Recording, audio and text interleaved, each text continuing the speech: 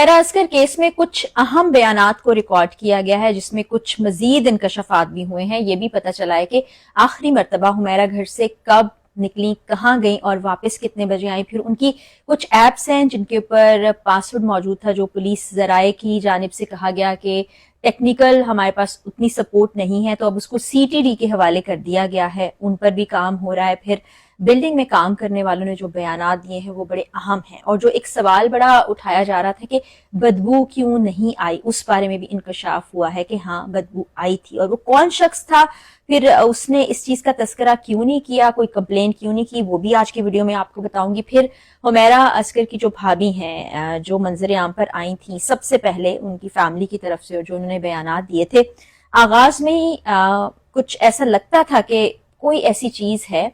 जो छुपाई जा रही है। वो भी कुछ चीजें सामने आई हैं, और उनके वालिदैन ने उनके बारे में क्या कहा है वो भी आपको बताऊंगी। तो सबसे पहले पुलिस की तफ्तीश के बारे में आपको बता देती हूँ। मोबाइल फोन का डाटा हासिल कर लिया गया, जिन लोगों से गुफ्तगू हुई वो भी पता चल गया, लेकिन कुछ ऐप्स हैं जिनको पासवर्ड लगा के लॉक किया गया, जो पुलिस जराये से नहीं खुली, अब सीटीडी को भेजा गया है। काउंटर टेररिज्म डिपार्टमेंट होता है वो, उनके पास बड़ी हाई टेक्नोलॉजी है, इस वक्त लेटेस्ट टेक्नोलॉजी है, जिसके जरिए से वो एप्स को खोला जाएगा और वहां से भी डाटा निकाल के उसकी जांच पड़ताल की जाएगी। क्योंकि ये केस इतना हाई प्रोफाइल हो गया, और पाकिस्तान में अपनी तर्ज का ये पहला केस है कि सब लोग जानना चाहते हैं कि आखिर क्या हुआ होगा। और उसके बाद ये पता चला है कि 28 सितंबर वो दिन था जब हुमैरा को आखिरी बार अपने अपार्टमेंट से निकलकर कहीं जाते देखा गया, और ये दोपहर 1 बजे का वक्त था जब वो अपने घर से निकली, क्लिफ्टन तक गई, और 2 बजे वो घर वापस आ गई थी, यानी 1 घंटे के लिए वो घर से बाहर निकली थी।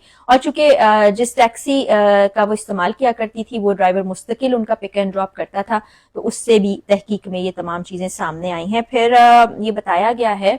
कि जो दूसरी मंजिल के रिहायशी हैं उन्होंने भी बदबू महसूस की थी, और जो उस बिल्डिंग का चौकीदार था, जो कुछ अरसे के लिए वहां नहीं था, उसने जॉब तब्दील कर ली या क्या हुआ, उसने भी ये बताया कि बदबू आती थी। क्योंकि सफाई तो सारे फ्लोर्स की होती थी, अगर कोई फ्लोर पर रिहायश पजीर है या नहीं रिहायश पजीर वो एक अलग मामला है, लेकिन बिल्डिंग की सफाई होती है, उसकी मेंटेनेंस होती है। तो ये बड़ा मौमा था कि बदबू क्यों नहीं आई, और जिसमें हमने तहकीक भी की कि हाँ ऐसे केमिकल्स भी होते हैं, ऐसे इंजेक्शंस भी होते हैं, जो अगर वो केमिकल इस्तेमाल कर दिया जाए बॉडी पर, या वो इंजेक्शंस लगा दिए जाएं, तो बॉडी की स्मेल नहीं आती। लेकिन चौकीदार ने जब ये बताया कि हाँ ऐसा हुआ था, बदबू को महसूस किया, दूसरी मंजिल वालों ने शिकायत भी की थी, उसके बाद ये शिकायत क्यों मालिक मकान तक या बिल्डिंग की जो देखभाल करने वाले मजीद लोग हैं या करीबी किसी जगह पर क्यों नहीं इस पर बात हुई, फिर हुमैरा के अपार्टमेंट तक क्यों नहीं जाया गया, क्यों नहीं देखा गया, ये भी बड़े अहम सवालात हैं। और जैसे कि अब आप देखिए कि उनकी फैमिली की जानिब से बार बार ये कहा जा रहा है कि ये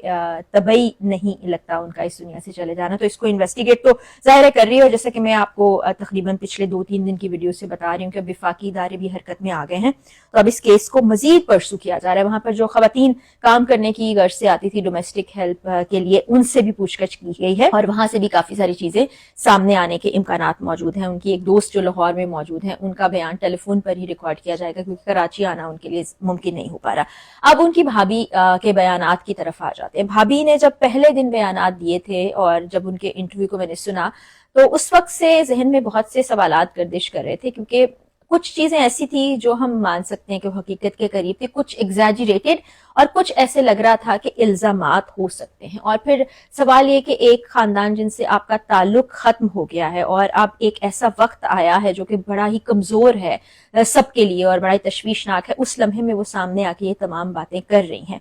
तो अब उन्होंने जो कुछ कहा वो मैंने एक वीडियो में बताया था। अभी जो वालिदैन हैं हुमैरा के, उन्होंने भी बहुत सी बातें बताई हैं, और उसके अलावा एक और चीज जो सामने आई है, 89 न्यूज की एंकर पर्सन है सोनिया, उन्होंने जब इनसे राबिता किया तो उन्होंने आगे से क्या कहा वो भी आपको बताने जा रही हूँ। अब भाभी की तरफ से जो कुछ कहा गया उसको दोहरा लेते हैं। उन्होंने कहा था कि मुझे घर से निकाल दिया गया, 4 माह से मैं अपने घर में हूँ, मेरे बच्चों का खर्चा नहीं दिया जा रहा, और इसमें नवीद का बहुत बड़ा किरदार है, जो अपने भाई को और बहन को ऐसी अद्वियात दिया करता था कि जहनी तौर पर वो माजूर हो जाएं, और वो सब अपनी बहन के लिए भी ऐसे ही सेंटिमेंट्स रखता था, यानी हुमैरा के लिए भी, और वही एक मेन किरदार है, यानी कि पूरा मलबा उस पर डालने की कोशिश की जा रही थी, जो नवीद नामी भाई है हुमैरा के। اس کے بعد اب جب گھر والوں سے بات چیت کی گئی، اور ابھی گزشتہ روز بھی میں ایک جگہ کسی ویڈیو میں سن رہی تھی کہ ان خاتون کا یہ کہنا تھا کہ مجھے ڈیورس نہیں ہوئی اور میں نکاح میں ہوں اپنے شوہر کے جن کا نام سہیل ہے،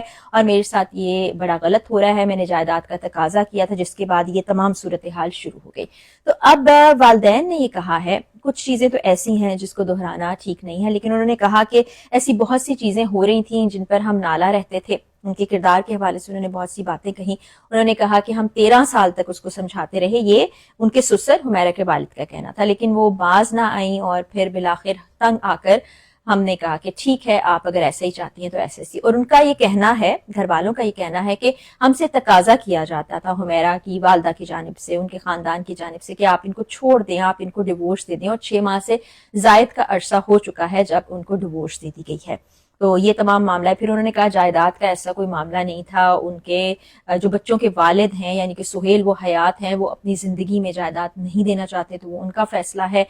باقی تمام معاملات بڑے زیادہ خراب ہو چکے تھے، گھر میں افراد کا آنا جانا تھا، ایسے افراد کا جن کا ہمارے خاندان سے کوئی تعلق نہیں ہے، جب روکا جاتا تھا تو وہ بڑی ہٹ دھرمی سے کہتی تھیں کہ میں جو چاہے وہ کروں گی، آپ چاہے کیمراز لگوا لیں، کچھ بھی کروا لیں۔ پھر ان کا یہ بھی کہنا تھا کہ وہ گھر سے باہر چلی جایا کرتی تھی، اور اس طرح کی بہت سی باتیں کی گئی، لیکن کچھ نہ کچھ تو ایسی چیز ہے جو ٹھیک نہیں لگ رہی تھی۔ اور جو اینکر پرسن سونیا خان کا میں آپ سے تذکرہ کر رہی تھی، انہوں نے ان سے انٹرویو کے لیے جب بات چیت کی اور ان سے گفتگو کی، تو وہ ساری ریکارڈنگ انہوں نے اپنی پروگرام کی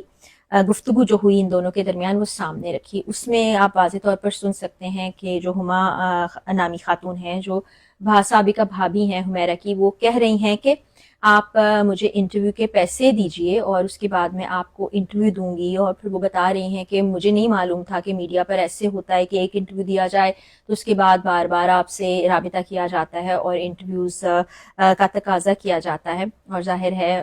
میں ایسے آپ کو انٹرویو نہیں دے سکتی۔ میں نے پہلے جو 3 انٹرویوز دیے ہیں ان میں بھی میں نے ایک انٹرویور سے 10,000، ایک سے 15,000 اور ایک سے 20,000 روپے لیے ہیں، اور آپ 10,000 روپے مجھے دیں گی تو میں انٹرویو دوں گی۔ تو یہ تمام چیزیں بھی کہ اگر آپ کسی کے انصاف کے لیے آواز اٹھا رہے ہیں اور پھر آپ یہ کر رہے ہیں، یہ بڑا تضاد شو کرتا ہے آپ کی باتوں میں بھی اور ان تمام چیزوں میں بھی۔ تو بہت سی چیزیں ایسی ہوتی ہیں جو کسی کی جانب سے جب بیان کی جاتی ہیں تو دوسری سائڈ سے بھی آپ کو کچھ حقائق معلوم ہونے ضروری ہیں۔ جیسے کہ ابھی ہم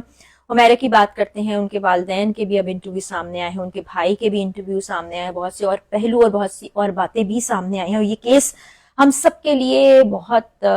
سے لیولز کے اوپر جھنجھوڑنے کے لیے بہت کافی ہے۔ اپنے رویوں پر دوبارہ غور کرنا، والدین، اولاد، رشتہ دار، یہ تمام پر مجبور بھی کرتا ہے اور ہمیں کرنا بھی چاہیے۔ تو اس حوالے سے مزید جو بھی اپڈیٹس